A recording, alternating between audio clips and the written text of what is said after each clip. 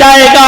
لیکن رسول اللہ کو گالی دینے والے, رسول اللہ کی شان میں گستاخی کرنے والے کی ایک ہی سزا اسلام کے اندر کہ اس کو اس دنیا میں رہنے کا حق نہیں ہے, اس کو اس دنیا میں زندہ رہنے کا ادھیکار نہیں ہے. اب دیکھ رہے ہیں باپ سے زیادہ محبت, اولاد سے زیادہ محبت, بیوی سے زیادہ محبت اللہ کے رسول سے ہو رہی ہے.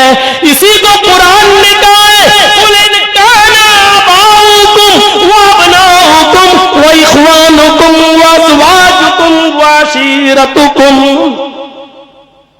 اپنے آباء و اجداد سے زیادہ, اپنے بیٹوں سے زیادہ, اپنے بھائیوں سے زیادہ, اپنی بیویوں سے زیادہ, اپنے خاندان سے زیادہ, اپنے مال و دولت سے زیادہ, اپنی تجارت سے زیادہ, اپنی بلڈنگوں اور محلوں سے زیادہ اللہ اور اس کے رسول سے محبت کرو.